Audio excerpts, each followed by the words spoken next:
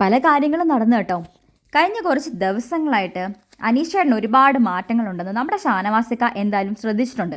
എന്താണ് correct കാര്യമെന്നൊന്നും ഷാനവാസിക്കയ്ക്ക് correct അറിയത്തില്ല, പക്ഷേ നല്ല രീതിയിൽ ശ്രദ്ധിക്കുന്നുണ്ടായിരുന്നു. നമ്മുടെ അനുമോള് പറയാണ്, കഴിഞ്ഞ ദിവസം നമ്മുടെ അനീഷേട്ടനെ ടാസ്കിന് ഞാൻ വിളിച്ചായിരുന്നു, പുറത്തേക്ക് കാറിൻ്റെ അകത്ത് പൈസ എടുത്ത് വെച്ചിരിക്കുന്ന ടാസ്കിൽ.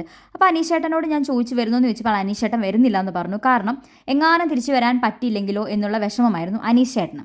ഒബ്വിയസ്ലി അനുമോള് പോയപ്പോഴും അനീഷേട്ടന് ആ ഒരു വിഷമം കാണുമായിരിക്കും എന്ന് നമുക്ക് നോക്കാം. അതിനുശേഷം നമ്മുടെ ഷാനവാസിക്ക പറയാണ്, ഷാനവാസിക്ക രാവിലെ ടോയ്ലറ്റിൽ പോകാൻ വേണ്ടി 2 മണിക്ക് എണീറ്റ സമയത്ത് ഉറക്കമില്ലാതെ നമ്മുടെ അനീഷേട്ടൻ അവിടെ വന്ന് ഇരിക്കുകയായിരുന്നു എന്ന്. എവിടെ? ലിവിങ് റൂമിലങ്ങാണ്ട്. അപ്പോൾ അനുമോൾ ഓൾറെഡി പറഞ്ഞിരുന്നു, രാവിലെ അനുമോൾ എന്തോ വെളുപ്പിന് 2 മണിക്ക് മുൻപേ ആയിരിക്കണം, ആ സമയത്തെങ്ങാണ്ട് എണീറ്റ സമയത്ത് കണ്ണും മിഴിച്ച് ആലോചിച്ചുകൊണ്ട് കിടക്കുമായിരുന്നെന്ന്. അതേ സമയത്ത് നമ്മുടെ ഷാനവാസിക്ക പറയാണ് ഉറക്കമില്ലാതെ പുറത്ത് വന്നിരിക്കുകയായിരുന്നെന്ന്.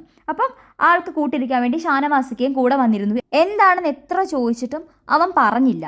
അവനിപ്പോൾ ഉറക്കമില്ലാത്ത രാത്രികളാണ്, 2 മണിക്ക് എണീറ്റിരിക്കുന്നു, എന്തൊക്കെയോ ആലോചനകൾ. കാരണം എന്താണെന്ന് കറക്റ്റ് അറിയാത്തത് കൊണ്ട് തന്നെ ഷാനവാസിക്കയ്ക്ക് ഒന്നും അങ്ങോട്ട് കണക്റ്റ് ആവുന്നില്ല.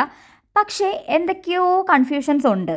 ആളുടെ വിചാരം അനീഷേട്ടൻ ഇങ്ങനെയൊക്കെ നടക്കുന്നത് ആ പൈസ കുറയുന്നത് കൊണ്ടാണെന്നും ബിഗ് ബോസ് ഹൗസിൽ നിന്ന് പോകേണ്ടി വരുന്നത് കൊണ്ടാണെന്നും ഒക്കെയാണ്. പക്ഷേ ഇപ്പം നിലവിൽ അനുമോൾക്കും ആദിലയ്ക്കും നൂറയ്ക്കും അനീഷേട്ടനും അതേപോലെ ഈ കാണുന്ന പ്രേക്ഷകർക്കും ബിഗ് ബോസിൽ അണിയറ പ്രവർത്തകർക്കും മാത്രമേ അറിയത്തുള്ളൂ അവിടെ എന്താണ് ശരിക്കും നടക്കുന്നതെന്ന്. ഇതൊക്കെ ഷാനവാസിക്ക് അറിയുമ്പം എന്തൊക്കെയായിരിക്കും ഇനി സംഭവിക്കാൻ പോകുന്നത്? ലാലേട്ടൻ ചോദിക്കുമ്പോൾ ഷാനവാസിക്കയും ബാക്കിയുള്ള ഹൗസിലെ കണ്ടസ്റ്റൻസൊക്കെ എങ്ങനെയായിരിക്കും പ്രതികരിക്കുന്നത്?